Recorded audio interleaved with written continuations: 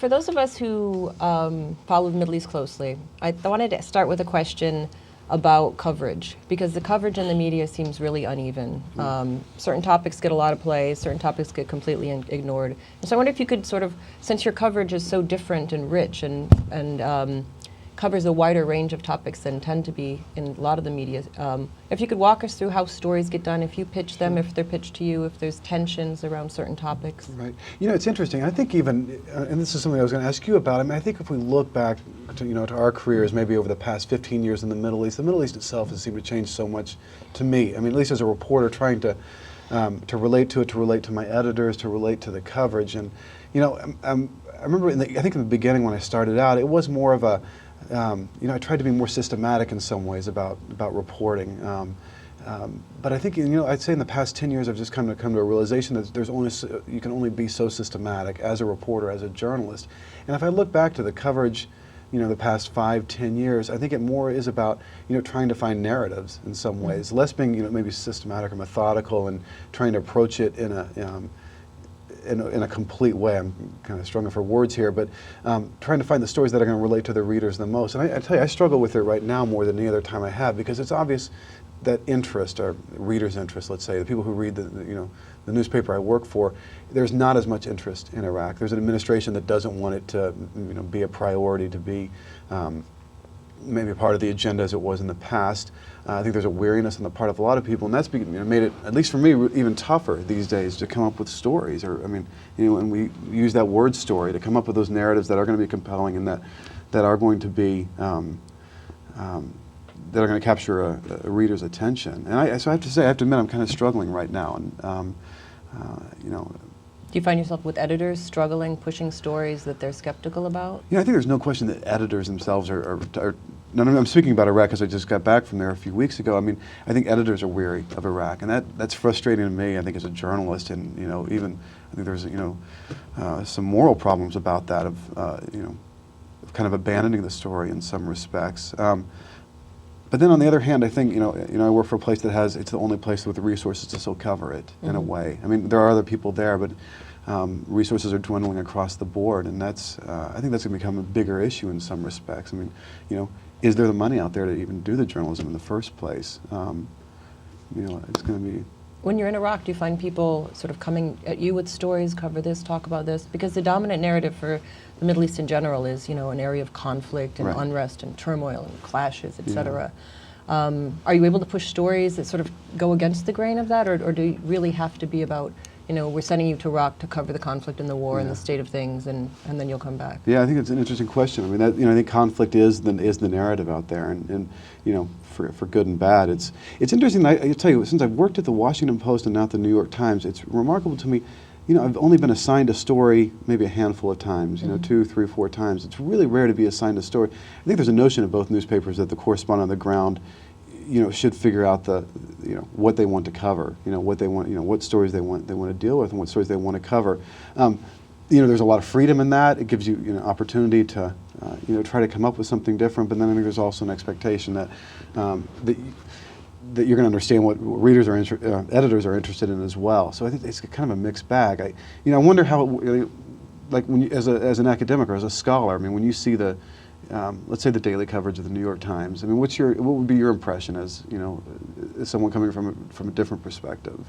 Well, it's uneven. I mean, reading the press closely, I find that there's a lot more there than when you're reading it lightly. Because when you read it lightly, you're just frustrated by the headlines and certain names that appear on the op-ed page, and you just throw the paper across the room. Like, please, and that's the one everyone wants to talk about. Everyone says, did you read this weekend?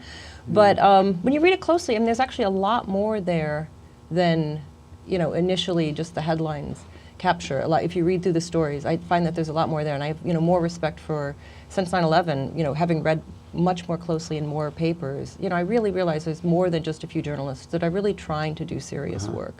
But at the same time, the sort of dominance of, conflict, I teach a Middle East politics class where I teach very little about the Israeli-Palestinian conflict, in part because it's taught in other courses, and because, there's 24 countries in the Middle East, and that's not the whole region. Right, so true. And so, I'm constantly trying to go against the grain. And so I'll have students read the paper, but then present other perspectives to try to get them to understand that that's not all that's going on. Right.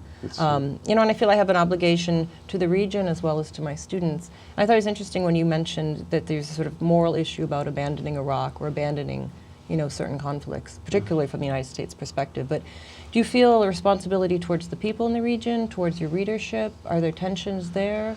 I wonder if I, probably get myself in some kind of trouble when I talk about this, but I think, I guess if I was talking to a colleague, I might say that Iraq was the story of my generation. I hate using this word story because it sounds so cynical. I don't mean it cynical in that way, but this country took a decision to invade another country, in some ways destroyed the society that was there.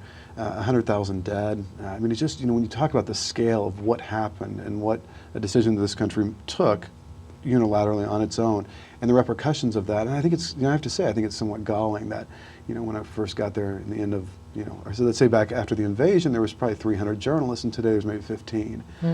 When the real decision, I get my sense of it, and again, as a scholar, you might have a different perspective. My sense is that those key moments in Iraq's future haven't even happened yet. This is all preface, it's all prologue in a way, and of what's coming next. And that, it's interesting, Jillian, what you're saying about that, because you said particularly since September 11th, and I wanted to get your sense of this. I feel like more, when I was in Cairo as a young reporter for the AP in the 90s, I hardly wrote anything about, political Islam was obviously an issue that we dealt with, but, the reporting was so much more, in some ways superficial, in some ways more scattered. Now it's just there's been an unbelievable amount of coverage, I think, since September 11th, 10 years of it. And this is a question I was asking myself the other night. Do we know the Middle East? Does the average reader say, or even your students, do they know the Middle East better than they did before September 11th? And I'm not sure the answer. Yeah, I'm not convinced that, I think you have more students, I have more students interested in taking my class, and I'm just constantly struggling between whether I should open it up and make it a large course so more students can come in, or keep it narrow so I can really push students and challenge them and get them to think out their ideas. So I think there's a wider range of students that are inclined to take the courses, but I'm not sure that they're coming in armed with a lot more information than they were before. And in some ways, I wonder if the perspectives aren't more, what's the word I'm looking for? In some ways they're not more stereotypical, or they're more, I think of a country like Iraq, and this is what, to me, what haunts me as a journalist there is, I'm saying policymakers, let's say, the government understood Iraq as Sunnis, Shiites, and Kurds before the invasion.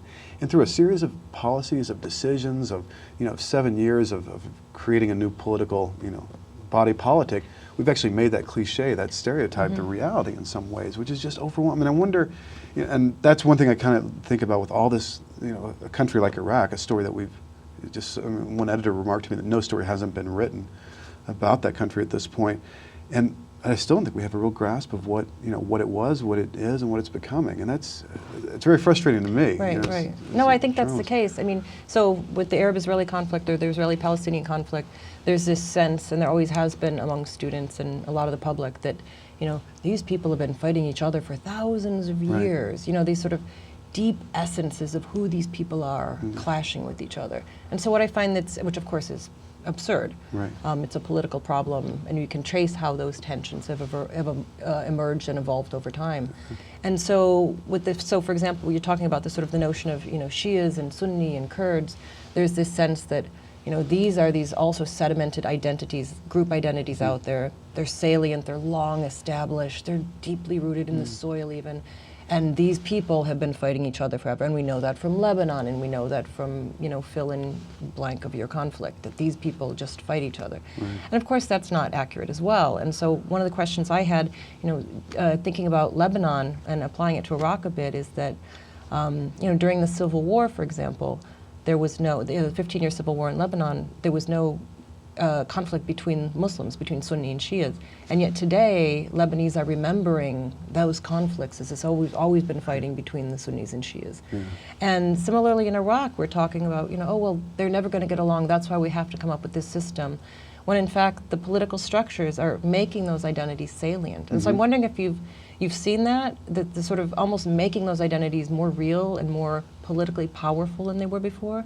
And has that changed in the past, 7 years in ways that we're not really seeing? Did you see that? I'll answer that, but I just want to ask you a quick question. If we think back to you know, like when we were in CASA together, for instance. I mean, I don't even remember being like sectarianism wasn't really a notion out there. I talked about it all. It's not that long ago even that we're talking about this. What's so weird to me is that in some ways, I think back to, I went to Cairo as a reporter in 1995. In some ways, the Middle East isn't, like I said this earlier, it's not recognizable to me. And in terms of these conflicts and these conflicts being kind of framed that way, I mean, Iraq's the best example of it. You cannot, it's, as a journalist, and I'd be curious, you know, how it is for a scholar, but as a journalist, it's almost impossible to write beyond that kind of very simplistic, almost primordial notion of identity that, just as you said, it's always been, of course, an issue in Iraq, but it wasn't the sole axis around which politics would revolve. And there's this incredible, I mean, I find it among American officials especially, this incredible naivete of their role in, either a naivete or a willful disregard of what they did, but of how that system has evolved under their watch into the system it is today. I was just reading a briefing, in fact, on the new government being formed. A government, and I remember this one, what they call a senior administration official, said it was the first truly inclusive cross-sectarian government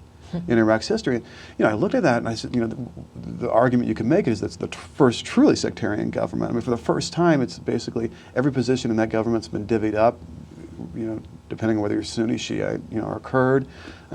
It's turned the country into this kind of, you know, very simplistic idea of what, you know, what a body politic might be. And I think it's going to be disastrous. I mean, I think that the repercussions of that haven't even started. You know, and we really don't even understand what the process was in creating it. It's tough. And then I'll sit down and write a story, and you know, then I throw out those same words, and I don't know how.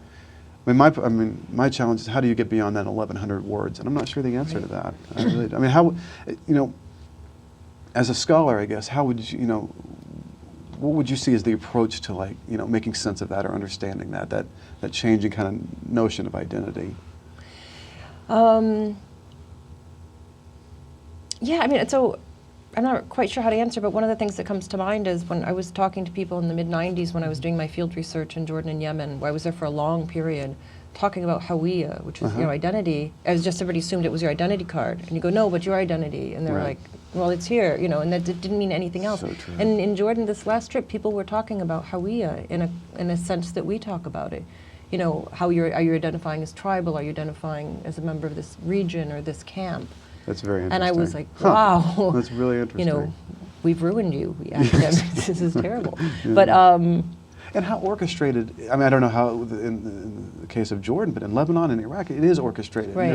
It's incredible. And U.S. policy, you know, has a huge, you know, I think it's had a huge impact on that across the region. I mean, this idea of rallying Sunni support against Iran. I mean, there's clear policies that were taken, you know, I mean, without King Abdullah in Jordan, with, you know, Mubarak, I mean, these people were, you know, everyone was very cynical in using these as a way to get... Yeah, the regimes had, that's the thing, the regimes have this vested interest in portraying, and sometimes the fear is real, but portraying these conflicts as about, you know, Iran in the Shia crescent, and this is the big fear, therefore we need more support, we need aid, et cetera, et cetera. You know, we were talking recently about the Houthi conflict in Yemen. So Yemen, you have, you know, this sort of Zaidi community, which is a Shia group. But we don't think of it as part of the Shia world, the Shia crescent, because of course it's not a crescent spatially anymore, and that just messes up these nice little catchphrases. But in reality, they're Shia, but it's not necessarily relevant to anything, and so that's why we don't think of them as Shia, and that's right. And yet, with the Houthi rebellion, the sort of Saudis concerned that, you know, Iran as Shias are aiding these other Shia rebels. Suddenly we can draw those connections, and suddenly everybody's hair is up, and now it's a concern. It's not just Al-Qaeda, but it's Shia in Yemen, and what's going to happen there.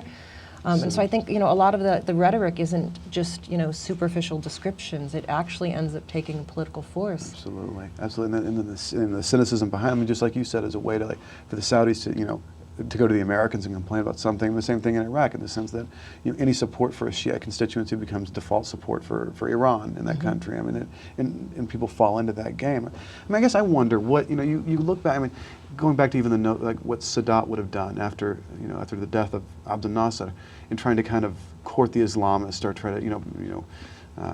Not create a more Islamic identity, but use the Islamists as a counterbalance to the left or to nationalist. Yeah, I mean, we've seen this kind of long history of manipulation, but I guess I wonder, looking at how explosive or how combustible it's become in this decade, what's the primary force driving it? And I don't know the answer to that. I mean, is it all the orchestrated? resurgence of this kind of Islamist politics? Or this kind of this different. I don't want to just say sectarianism, but that manipulation of identities. Let's say maybe in politics. I just wonder, is it a part of me thinks if you look at a case like Iraq, it's there's a sense of existentialism almost. I mean, it's survival in some ways, and if we don't band together, we're going to be exterminated. I mean, there's that kind of language there.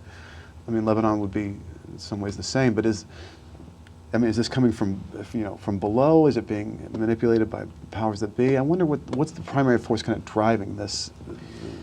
Yeah, I don't know if there's a single force. I mean, certainly it's not the same in every state, and so Iran and Lebanon are places where it's particularly acute.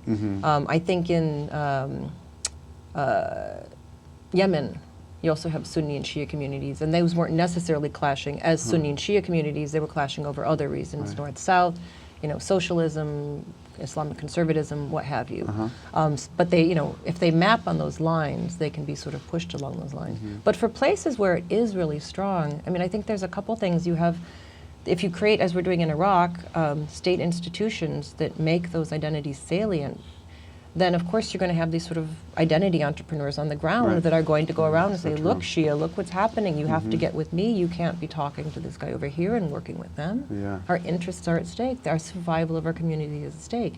And then when people's experiences show that to be true, they see attacks on Sunnis or see attacks on themselves as Shia.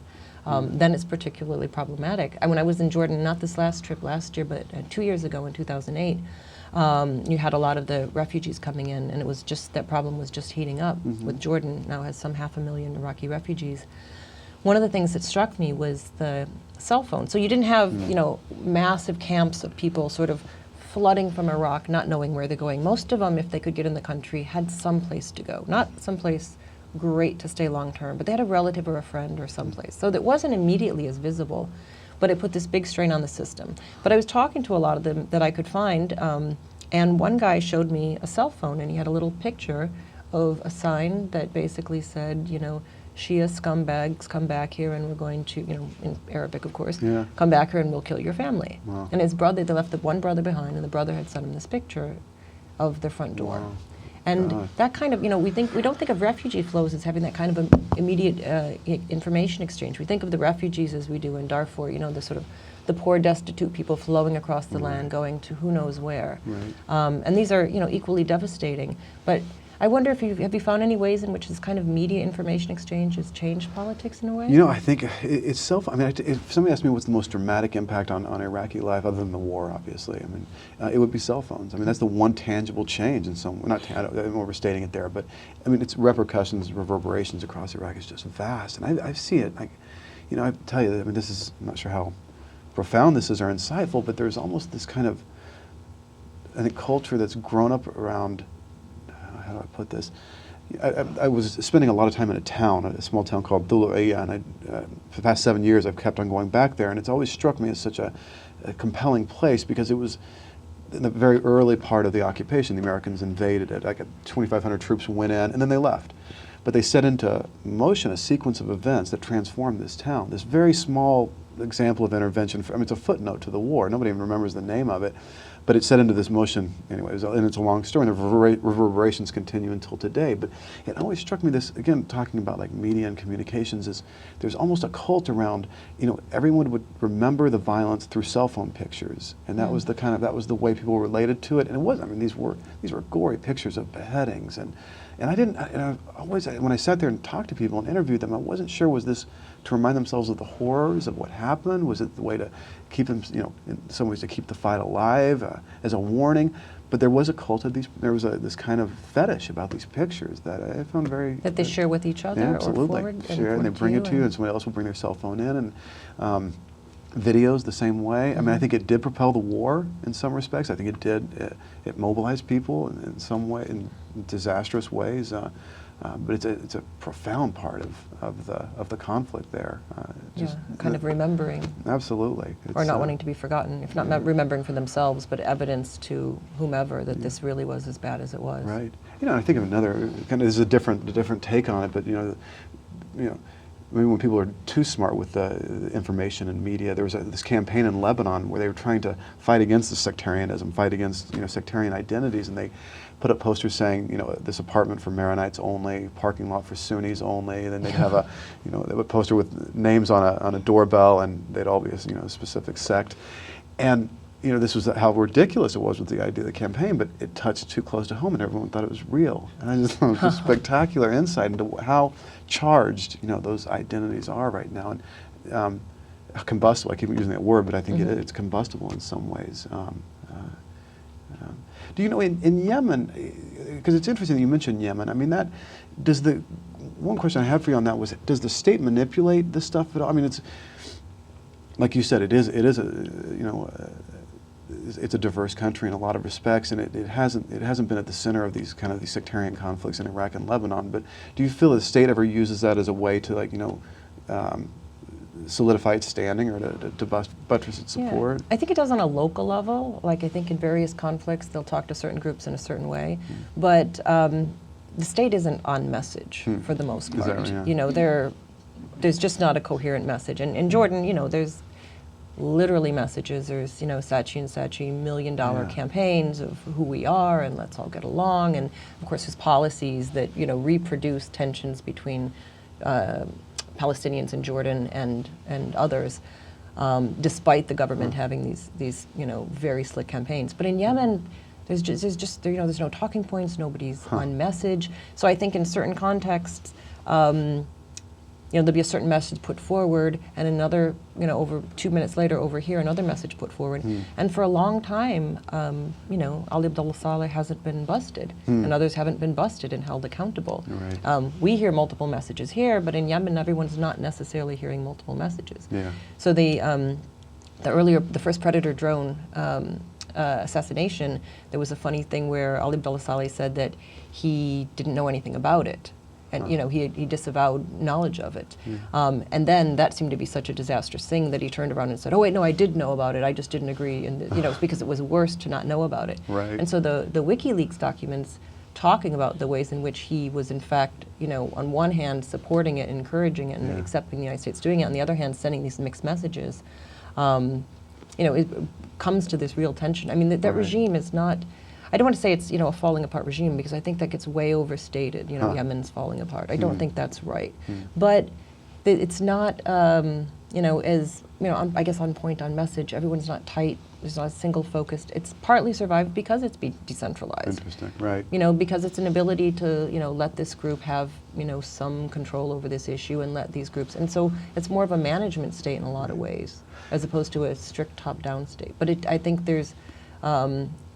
To the point he's been politically savvy, it is, sending different messages to different groups, and those he hasn't had to confront those as frequently as one might imagine. I mean, that's interesting you saying that, this idea of a failed state is overdone. I mean, there has been, more than I can remember, there's been a lot more coverage of Yemen, because it does seem to be in the news more. And there, the New York Times Magazine writes a story about, Yemen being the next front of Al-Qaeda, or I forgot what the article was exactly. But does this, and going back to what we were talking about earlier, does this make your life as an expert on Yemen, or a scholar on Yemen, does that make your work more difficult? That we're seeing so much more written about it, that maybe there's some assumptions out there that don't necessarily bear out in reality. Does that make your job any more difficult? Or are you able to ignore that and kind of pursue what you want to pursue? In terms of my scholarship or public engagement? In terms of your scholarship. Yeah, I think it's pretty much fine to still go ahead and do what you want to do. You encounter more people with conceptions of it being just the Wild West, the backwards. All your Orientalist fantasy stereotypes are in Yemen. You just go there, and even people from other parts of the Middle East, they're like, "You're really going to Yemen?" I'm like, "Yeah, I've been a lot. It's not a problem." Right. But there is that notion that it's kind of crazy and falling apart, and it hasn't affected. Those of us who go to do work can still do it. The thing that's changed is the reality on the ground that you can't move about the country freely anymore. Right, true. And when I was first there in the 90s, you could.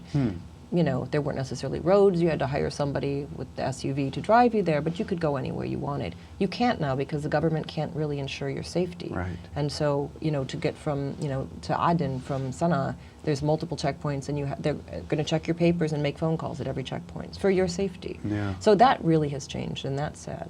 And you think it is your safety? Because I had the same problem. I was like, I mean, I finally got the UN to somehow kind of vouch for me to get across the country. I think it is the safety, because I Really? think the government can't provide the safety. Huh, that's the problem. Yeah. Not just it's for your own protection, but Right. it's for our protection, because we can't. We're not sure. We don't want something to happen to you either. Right. You know. Yeah, So it's that kind of thing. That makes sense. But there's this tension about, I don't know if this gets to be too academic or not, but you know, with Iraq, is Iraq going to be a failed state? Afghanistan's obviously a failed state. Is Yemen going to be a failed state? And I think there's this interesting tension around that notion, because, you know, implicit in that idea is that would be a terrible thing. Huh. Which, of course, you know, how can that not be a terrible thing? Well, maybe every piece of land doesn't have to have a, you know, centralized administration with a monopoly on violence and police its borders in a particular way. We're in a place in the world, we can't imagine the world organized any differently. That's And interesting. anything that deviates from that is failed state. Yeah. And so, you know, there's this wonderful piece by Lisa Wedeen, post on foreign policy, called Don't Call Yemen a Failed State. Huh. And she argues, and I think rightly, that part of the reason Yemen has survived is because it hasn't tried to establish sovereignty over Right. every inch of the land and control every inch of the border. That's It's interesting. survived through different sets of mechanisms. I mean, But- you can make the same argument in Lebanon, probably. Right, you know, right, it's- and probably, you know, Iraq too. We have, you know, it can't be this middle ground equilibrium that works. Not that it's a good equilibrium now, but the point is we can't even imagine an alternative to a tightly centralized state. Right. Because if there isn't a tightly centralized state, who are we going to negotiate with? See, Who are we that's- going to have trade with? Yeah, and that's a good point. I mean, I think when we take that to Iraq, that's where I wonder. I mean, the alternative that has become, you know, that has come out to the centralized state is a sectarian state in some confessional. I mean, how we want to describe it. You know, and I wonder I mean, can you better, worse? I guess it's hard to describe what that would be. It's. I wonder if there's another alternative beyond that, though. I mean, I think that's what we have in Lebanon as well. It's not a failed state. It's this kind of confessional state. But again, there's no centralization. There's no sense of central authority in Lebanon or Iraq. But then Lebanon, 2 civil wars. Iraq, Right. you know, 100,000 dead. I wonder, is there a way to is there a way to move towards something else? Because, you know, this is something we were talking about the other day. There really isn't a notion, I don't feel, a notion of opposition out there that's not, in some ways, Islamist opposition. I mean, there's stuff bubbling out there. There's stuff, you know, that's interesting, but not significant. Not like and you definitely see that in Iraq. I mean, there's no way to, I think, express you know, what do we call it, a secular opposition in Iraq at this point, or there's no place for it in the political sphere anymore. And I think this government formation was in some ways, the epitaph of that. Right. Which is kind of demoralizing. I don't know. Yeah. I wonder where we go from that. Yeah, and I'm certainly not an advocate of failed states, so, you know, I don't want to sound that. But I mean, the reason I raised the caution about that term is because as soon as you label a state a failed or failing state, it sets in motion all kinds of possible policies, kinds of interventions that are not only possible, but they're necessary. Interesting. And they're necessary for the stability of everyone in the area. Right. You know, and so what comes with, you know, a simple label of, you know, failed or failing state is, you know, we're seeing played out in Iraq now, because now, you know, we can't abandon Iraq because it's failed and failing and it's not stable yet, and now we know again from the WikiLeaks that, you know, people don't have high opinions of certain officials in the government, et cetera. And, you know, some of these systems the one in Iraq, a system gets created where the United States, I mean, almost has to intervene for it to function. I mean, it's so, in Lebanon, the same way, when Syria was there, you can make the argument that these systems that have risen up are like so geared toward deadlock in some ways, toward gridlock, that unless there's a foreign, you know, power that's intervening to move, you know, to break that deadlock, they don't function. And you know, almost a more conspiratorial sense of it would say that was, you know, it was made that way in Iraq. I mean, who knows? Right. But it does breed an intervention. Yeah, I think it was made that way in effect. I don't think it was intended to have Right. that negative effect. But were there moments when you were there that you know, either specific policies where you were just in your head screaming, you're getting it wrong, this point? Were there specific points other than a big picture? I mean, I would not claim ever to be an expert on Iraq, but, you know, just having been there for a little while, and you see these, I mean, you cannot overstate how ignorant the CPA was in 2003. It was just breathtaking. I mean, people were just almost criminal in their ignorance. And, you know, you have that horrible formula of arrogance and ignorance, and it turned into what we got, you know, what it became.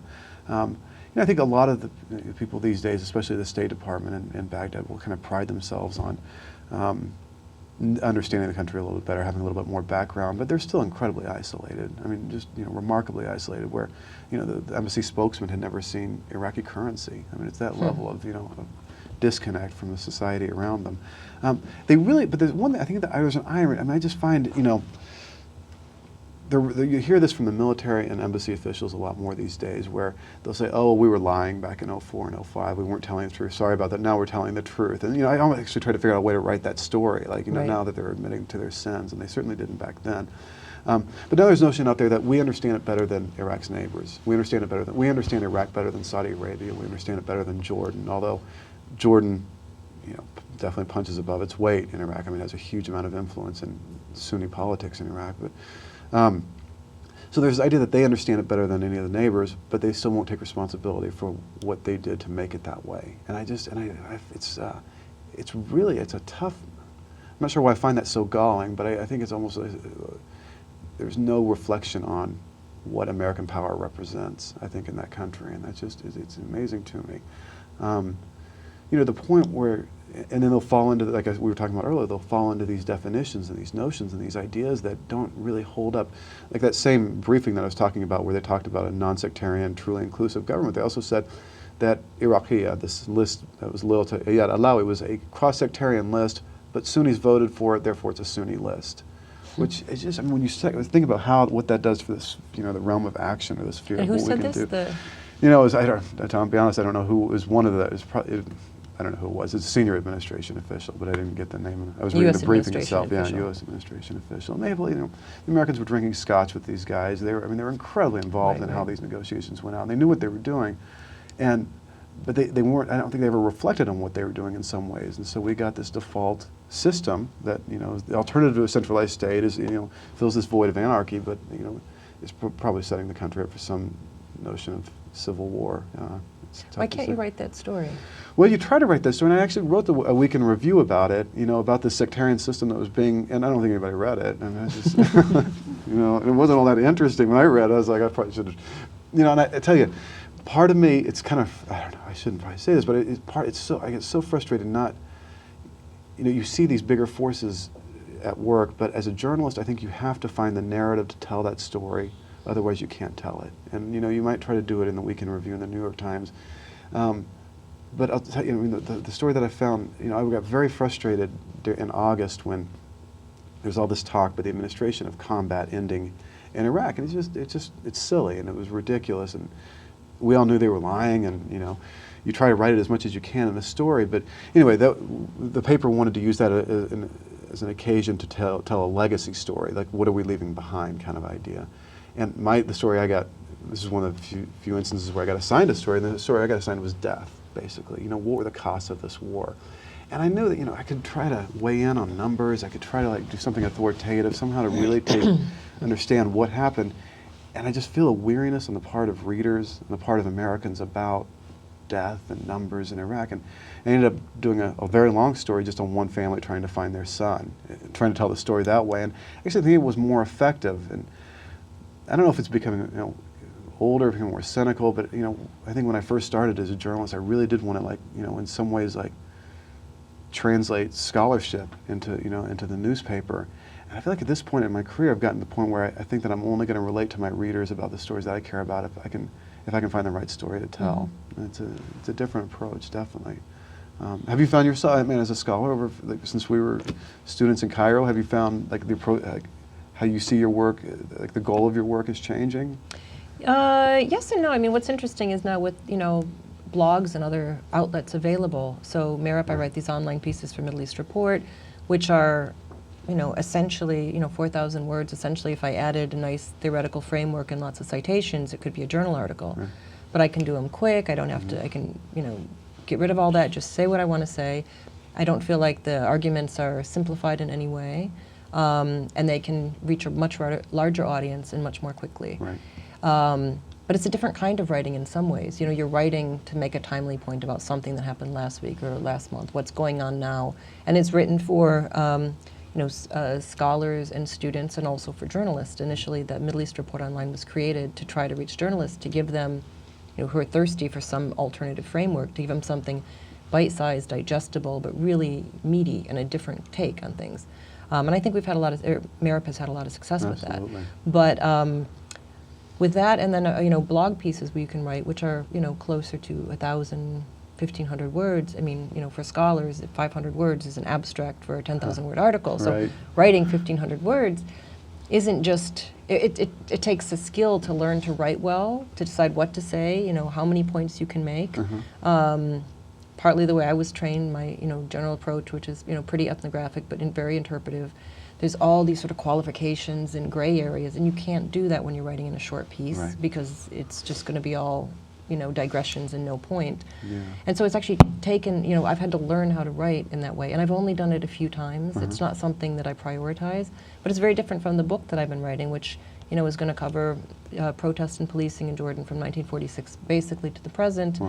And I've been doing interviews on it for years, and interviewing security and protesters and lawyers, and reading law and learning about law, and now learning about political geography so that I can write this book. I'm not really approaching that book differently than I did, my very first book. But there's other ways to talk about the region, which I like. I mean, I'm happy to have those outlets so I can say things when I'm frustrated, or I have a point, a small point that's not worth fleshing into something huge, but to say, no, you're getting this wrong. Let me say it. And there's places to get it out. And so that's really changed in terms of how I think about what it is I want to say. I think I have more options for saying things. And I think that's something that's new the past 10 years. I mean, just the, again, you wonder, because there are so many different, platforms and ways to discuss the Middle East, to talk about the Middle East, to delve into these. Actually, it's been in some ways much more critical of mainstream media, which is a good thing. Absolutely. I mean, I think in some ways it's made it a much richer environment and a healthier environment. And then I come back to that question we were talking about earlier. Then why is it that it's? I'm kind of haunted by this idea that it does seem to be a less informed public than the beginning. I just don't know I don't know the answers to that. How to get at that. One question I had, Jillian, you mentioned Saatchi and Saatchi about Jordan. About these media campaigns they do. Do you find them successful? Do they resonate at all, or?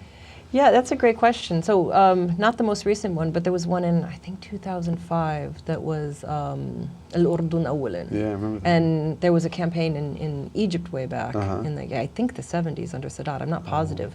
But I had Jordanian friends pointing out, and they're like, yeah, it really worked well for Egypt. So, it's not even a new campaign, $50 million, and they can't even come up with something new. Amazing. But the posters were pretty interesting. They had, holding the Jordanian flag, and you see, like, the Palestinian embroidered, the woman's hand, and you see a business hand, a suit, and then, a bare sleeve, and, everybody's there holding up the flag together. Yeah. Interesting. Yeah, so, I talked to Jordanians about it, and some of them say, yeah, this is good. We're not just about Palestine, even though half of our population is, of Palestinian origin. We're not, we're too involved in these other issues in the region. We need to take care of things at home. And so some people would say that this was a good thing. Most people just kind of rolled their eyes, or they referenced that you could get chocolates, or my favorite, those little jelly bracelets, the plastic bracelets that say, Al-Urdun Awalan. Inside says made in China in big letters. And so like, we can't even make them here. What chance do we have? We can't even make our own propaganda material in the country. That's funny. And the government paid for the Saatchi and Saatchi to do this. Yeah. I mean, somebody needs to do a piece on Saatchi and Saatchi. Because they're so involved in Lebanon. I have a PhD student, actually two, that are doing a co-authored piece on PR campaigns. Really? Authoritarian PR campaigns. And they're looking at Tunisia and Syria and some other countries. But why Syria has failed to mount a Syria campaign. It's just, fallen flat. And they had a couple local efforts that were kind of laughable. And, Tunisia, MEPI's located in Tunisia. It's the great centerpiece for promoting democracy when it's, just one of the worst in terms of human rights violations. It's a police state for all practical purposes. It's very repressive. People often won't talk. And yet there's other interesting things happening in Tunisia as well. And so, you have a lot of these. I think there's a really interesting way to look at how regimes are portraying themselves and selling themselves. And this loops back to something we mentioned earlier, selling the fact that there's an existence of, ethnic or sectarian conflict that needs to be addressed, and therefore we need help and assistance and military aid, et cetera, et cetera. At the same time, they're selling the, we're one great nation, and these sort of, projects of nation building. I mean, in Lebanon, I think those campaigns almost, they brought the country to the brink of civil war back in '07 and '08. The campaigns themselves. I mean, Saatchi and Saatchi, like, and it's very coded language, but very, I mean, everybody knew what they were saying. I mean, it's like, we love life, and it's, it's a critique of Hezbollah somehow. And Hezbollah, of course, says, comes back with their own campaign. I mean, you saw for a while the airport road was just competing posters of, we love life, we love, we have dignity. I mean, each side going at it with each other, and it was remarkable, but it definitely, but just like you're saying in terms of those identities, I think it was successful in some ways, but it was successful in hardening the lines, that were around which that conflict was being built, and it was a sectarian conflict in the end. It was interesting, and this is one thing I'm hoping WikiLeaks is going to help out on. I mean, I was always wondering where that money was coming from, especially in those campaigns in Lebanon. I mean, we knew with Hezbollah, but this kind of what they called March 14th. Where was that money coming from? And I was always a little suspicious about that. What are people saying in the region about the WikiLeaks things? I got back about a month ago, so I missed that, and I'd be curious. You wonder, I find, and I may be wrong on this, but I find a lot of cynicism these days in the region. Especially when you're in a place like Iraq, of course the Americans are going to do this. I mean, there's just so much it's all about interests. There's really no altruism out there. So I wonder if people are going to just kind of expect this in some ways. And I may be wrong on this, but I feel like there's that divorce between ruler and ruled. And I know people always say this, but I feel like it's more, the gulf is greater now than it's ever been. And I may be wrong on that. I probably would have said the same thing 10 years ago, but it does hit me. And right. I think WikiLeaks almost feeds into that kind of the idea of being discredited. I mean, these states being discredited. You look at, Iraq, I thought, before this government was formed, which was a backroom deal. I mean, it had no, and there was an incredible amount of popular discontent about the politicians, about the living conditions. It felt like a pre-coup environment to me almost. I mean, if the Americans weren't there, who knows what would have happened. But you keep thinking back to like '52 in Egypt, where this political class is completely discredited, rising popular frustration, a military that you don't know which direction it's going to go, and how far. I'd be curious how it feels in other countries at this point, because it really, you feel like that was becoming very pronounced in a dangerous way. Right. I'd be curious. But I want to go back to something you said before, because you said about writing for your audience. That sometimes you sense that people don't have, I forget what word you use, sort of the stomach or the patience or the tolerance for certain stories. How do you get a sense of what your readers can? Did you get flooded with messages or feedback, or like where do you get that sense that they're just not up for more stories of certain types? I feel like there's almost been this kind of, especially since September 11th, this kind of talk radio culture where every reader. And I tell you, right after the invasion, in 2003, when I was with the Washington Post, every article I wrote, I would get sometimes 100 emails. I mean, there was a lot of email traffic, a lot of people, and it was usually, what are you trying to say here? What's your agenda? Where are you really coming from? But it's very pitched, often very angry. The only equivalent to that would have been the '06 war in Lebanon, where it was, people like, I hope a missile hit you in the head and that kind of stuff. So. Now it's, I get maybe one email on it just really, you can just kind of sense that, just right. Reader interest flagging. Although the most email I got was on that one story telling, that narrative about the family trying to find their son. It did seem, I tell you, when I went, dehumanization is crucial before any conflict is going to be fought. I mean, to wage war against Iraq, we had to dehumanize Arabs and dehumanize Muslims and Iraqis. And I remember going in there during the invasion when I was in Baghdad, and I knew that if I just write about Iraq, it wasn't going to work. Maybe I'm wrong on this. Maybe I'm not giving readers enough credit, but I thought I had to find a much more human story. And is it a mother sending her son off to fight? Is it a father losing his child in a bombing? And I thought, the more universal the story, the more universal the narrative, the more compelling it would be for people to read. And and I may have that wrong. I really have, but I found that to be the most effective way to write about the region. So it becomes less systematic in some ways, less methodical, but maybe more compelling in some respects. I don't know. But unless I can find the narrative to tell that story, I probably won't write the story often. And I hope I'm not making a mistake. I may be. Well, do you find writing books gives you a different way to address things? You can build arguments in different kinds of ways? Absolutely. The Iraq book was great because I got to, all the mistakes I made as a daily journalist, I got to go back and fix. It was great. It's like, the worst mistake of all was being there April 9th when Saddam's statue fell. It's, again, who knows how many, I wonder, I'm still a little suspicious about what exactly happened that day, but it became this iconic image when it shouldn't have been. You know, the idea of crowds of thousands pulling the statue down when it was, you know, dozens. And, and I thought it was more interesting that, you know, it almost, you know, in the end the American Marines went in there and pulled it down on their own. But it was fun to go back. When I wrote the book, I was able to go back and actually tell the story the way it should be told. And I think, you know, in this book that I'm working on now about Lebanon, it is about identity. It is about this kind of lost Middle East. And, you know, again, kind of what we were talking about earlier, you know, I do fear that, writing for 15 years in the Middle East as a journalist, and I still maybe have missed the biggest story, which I do think is this changing sense of identity. But then this book gives a chance to at least try to do it the way I want to do it. Who knows how it'll turn out, but. You know, one thing that interests me when we're talking about just book writing is that, you know, when you're talking about doing the interviews, you know, doing that kind of the legwork, there is a lot of overlap, I guess, between, you know, scholarship and journalism. I mean, I think you're much more methodical, obviously, about the work you're doing. But how do you go about, like, when you're compiling material for this book, how do you go about finding the people to interview, you know, tracking down? Is it just legwork and time? Or? Yeah, it's legwork and time. I mean, having, you know, written an earlier book on Jordan, it was helpful because I had a lot of contacts and I knew places to start, and I knew some people through, you know, my earlier work who were actually involved in some kind of protest. People involved in the campaign to stop so-called honor crimes, which I thought was really interesting. It's an amazing campaign. They actually went out and they got 13,000 Jordanians to sign their name to a petition. And this is a country that has no history of petitions, and it's a non-democratic state. So getting 13 people to write their name on a piece of paper that they dissent to a policy, I thought was extraordinary. But also the campaign, the people meeting were, you know, speaking in English, and I thought that was interesting who they were. So I started with them, and I decided, you know, as a strategy, you know, because I mean, I share with you my sort of, I have a responsibility to the people that I cover, you know, not just to get the stories right, but to, you know, ensure their safety. And so I knew there was a point at which I was going to be talking to security services. I might attract all kinds of interesting attention. And so the last few trips, I haven't really seen most of my friends and most of the people that I write about. So I started from the ground up.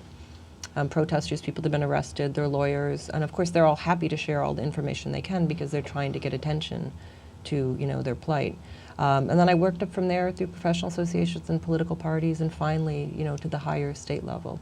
And, you know, now I'm finishing up interviewing the security services. So that was really my strategy. But once you know, hit a certain network, you can really sort of push through that network. But then I would, you know, run across an article that the cement factory had a sit-in of workers. And I'm like, now how am I going to get to the cement factory? I know where it is. I can drive out there. How am I ever going to meet any of those workers in there? And so I had to go back and talk to people that I knew worked in labor until they could make certain connections for me.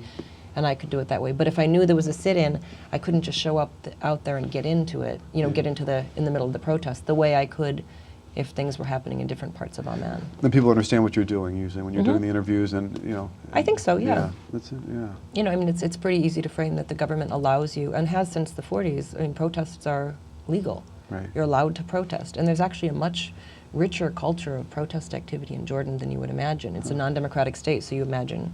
You know, the only thing you see, and this is, you know, not to be media bashing, but, you know, as you said with the pulling the statue down, these images and the portrayal is that, you know, there were thousands of people there when there are often dozens. And it's the same, you know, the same thing. But the events that you see where there's, you know, portrayed as thousands are, you know, the burning of the Israeli flag, the burning of the US flag, burning Bush in effigy. And those events are real and they take place. And there are sometimes hundreds of people there. But there's so many events, like it's almost routine. There's so many events to protest all kinds of things, from specific policies to the arrest of this or that person. Judges frequently, if someone's been arrested, they think inappropriately, they'll have work stoppages for 2 or 3 hours, you know, in the middle of a busy day, and just shut down the court system. And it's visible to no one unless you know about it. But there's all these kinds of ways in which citizens, you know, protest and dissent. And you talk to people and it's kind of normalized in an odd way. So, you know, I'll talk to them about, you know, here we are, Democrat, you know, you're not democratic country. The government claims it's a democracy, it's a constitutional monarchy. If you look at the law, you have all these rights. And so here you are, the protesters trying to get, you know, can't get a permit. So I would try to get them to walk me through exactly what was happening, and they were really, you know, excited to share. And, you know, of course, things I was particularly interested in, they weren't always necessarily interested in. But then sometimes came around to see, you know, what I was doing, and I sometimes was persuaded that I completely was off on the wrong track. Huh, interesting. But one thing was looking at permits. You have to get a permit. And so like, how do you get a permit? Or no, actually this started because somebody had mentioned, oh, we didn't do this because we knew the government wouldn't give us a permit. And I was like, well, how did you know? And like, well, we just knew. I'm like, because of stuff that had happened before? Well, no, it turned out somebody had talked to somebody. And I was like, well, who talked to whom? You know, do you talk to anyone in the government before you file a permit request? Does it happen after? Do they call you in? Do you call them? Like, exactly how does it play out? And I got about a dozen people to give me these micro narratives of what happened. It was pretty interesting. And so, you know, I didn't have any problem getting people to talk about, you know, those processes and practices. I find, I tell you, this again, we've talked about trying not to do generalizations, and I'm going to make a generalization, but I find it so much, I find interviewing in the Middle East or Iraq, let's say, so much easier than, you know, I mean, we've talked about cynicism there, but I mean, it's much easier being, I find, a reporter interviewing a journalist, you know, there than here. Because I do think people, I mean, especially in conflict zones, and maybe in times of you know, of protest or strife, you know, there is I think a real, you know, people have a real need to, you know, they like the idea of someone bearing witness. And I've always been struck by that, you know, in some of the most, like, you know, horrific scenes or most tragic, you know, settings, no one's ever refused to talk. They want you to, you know, to hear, you know, they want you to see, and that, I find that, I just found that especially in Iraq. I've been there for so long, the past 8 or 9 years. One thing, when you talk about the protest movement, so again, coming back to that idea that we were talking about earlier, opposition. What would be that? Like, what would be the opposition forces driving those protests? I mean, is it random? It's not random, obviously. But yeah, no, it's not random. I mean, there's different groups, political parties in general.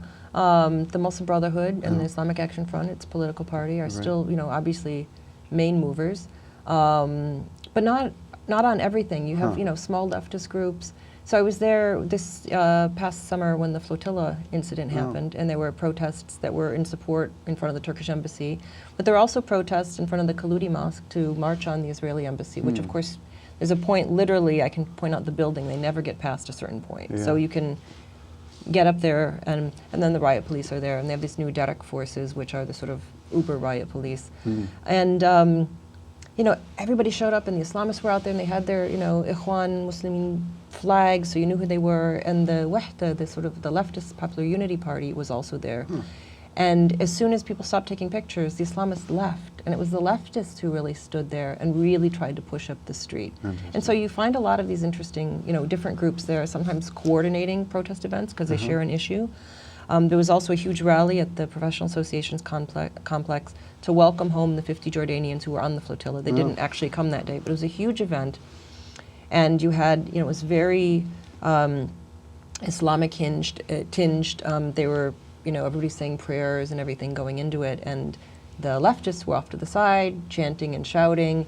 And as the night progressed, about 2 hours into the event, the sort of young Muslim Brotherhood guys were yelling at the young leftists to, you know, quiet down and, you know, be respectful, et cetera. And they're like shouting back. And they actually got in kind of fistfights. Oh, really? Yeah, not like a brawl, but sort of pushing and shoving. And so you find those, you know, tensions as well in the protests. So you find a lot of groups, in, you know, different groups that are out there. And how much did, like, would the left and the Islamists work together on these sometimes quite a bit, and sometimes not at all. I mean, sometimes they'll organize events. I actually wrote an article about an event in 1997 that was coordinated. There was a committee anti-normalization committee, because one of the provisions of the peace treaty was that Israel could have trade fairs inside Jordan. And there was the first trade fair, which was in January of 1997, and there was a huge coalition to oppose it, including Ahmed Obidat, who was a former prime minister, was, you know, part of this coordination. All the political parties were involved, and they literally coordinated that who was going to bring the platforms and who was going to bring the microphones, and it was completely, you know, literally coordinated. Other events, they just sort of all share that they all agree on the issue, and they'll get out there and, you know, they want to be seen and want to be visible. And yet there's some issues, particularly with the Islamists, that they don't want anyone involved. And I found that those are kind of spatially determined, sort of when they're in their key constituencies, that they want to claim that event for themselves. Like what kind of? Well, often like downtown, if they have, you know, downtown at the old Hussein Mosque, which used to be a big site of protest. It still is a site of protest when we come out of the mosque. There are always Ikhwan events down there. They can get permits for those events easily. And part of the reason is, it used to be if you could, you know, close down the Belid, it was very disruptive to commerce, to the government. Now, so much of the financial industries have moved westward in West Amman, outside. It's literally not visible. It disrupts nothing, and it's visible to no one. And so those events, while they still happen, are less, big events that are challenging the regime, and more, I think, for Islamists to show their own constituency that they're still important, and they have these, events down there. Yeah, because that's one thing I was just kind of confused by, or wondering, the capacity of the Brotherhood in, say, Egypt or Jordan to actually like enter into like kind of real coalition work. To, I don't know, it's obviously changed in the past 10 years, but I just wondered to what degree it could still change. I mean, what capacity they have for that kind of working across lines. Yeah, I think there's a lot of capacity, but I mean, the Islamists right now in Jordan, they're in this really difficult situation that there's, numbers of, they boycotted the last elections, of course. The numbers of them are really sick and tired of playing this game with the government because the government isn't giving them anything and manipulating the electoral system in ways that are going to ensure, not just Islamists, but no political parties, for all practical purposes, aren't going to win seats, and Palestinian candidates are going to be, minorities for sure, when the system's structured that way. And so on one hand, as a number of, the government isn't, the Islamists aren't really making any gains by working with the government. They have much worse relationships with King Abdullah than they did with King Hussein. There's a movement to pull back. But there's a lot of them, the moderates within the movement don't want to pull back because they don't want to go to more the sort of, I don't want to say extremist side, but they really don't want the hardliners to begin to dominate. Because the hardliners are really the ones that are, pushing the social conservatism really hard, pushing for severing relations with Israel. And now all of them are against relations with Israel formally, but a lot of them concede, like, look, it's a reality, Israel is a reality, off the record of, yes, it exists. We're not really calling for the end of Israel anymore. And so there's tensions within that. And I think that is affected, within the Islamist movement, and I think that is affected their ability to work with, leftist and liberal groups. That some of them are still very keen to work with them and see no reason why they shouldn't. And others are saying, look, you've sold out and now you're talking to communists and socialists and, are you even Muslim anymore? Are you even Islamist anymore? Right, that's interesting. And you were telling me the other day that in some ways the most, you explained how the nationalists kind of fit into this opposition. It was interesting to me. I mean, an anti-Palestinian narrative. Yeah, it's an anti-Palestinian narrative. It's a pro-Jordanian narrative. I mean, as it sort of goes to our discussion about sectarianism, but there's always been this sort of identity tension in Jordan, and Jordan has actually played it up to its benefit. The regime over the years has actually made it useful to itself, to its own survival at certain points. But, what we say is Transjordanian in, Arabic, they don't say Transjordanian, they just say Urduni, Jordanian. So it's Jordanian and Palestinian, but all Jordanian means essentially is not Palestinian.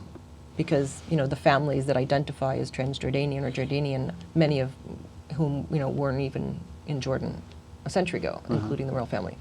So, but they've, taken up this mantle, a number of them have taken up this mantle of nationalism. And so there's always been that tension with the Palestinians. But what I was mentioning the other day when we were talking is, in the past couple of years, there seems to be a more fervent nationalism.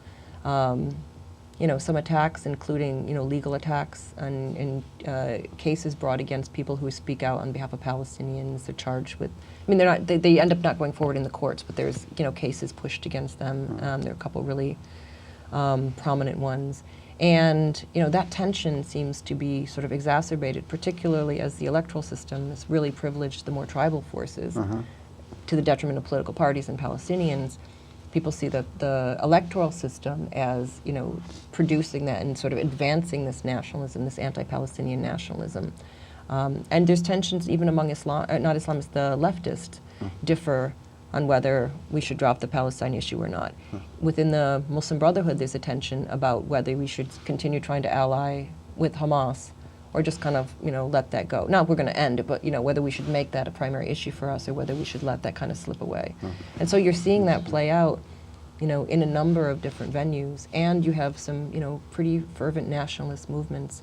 The one I mentioned to you was the Amun Net, is a online news magazine which you can read, and it's it's very, very nationalist. And so I jokingly said the nationalists are the new radicals, but a lot of the language was sort of reminds me of language we would characterize as radical. Interesting. That's, it was one thing I was trying to actually do a piece in the Week in Review recently, just on the ideas of radical or opposition. It just does strike me.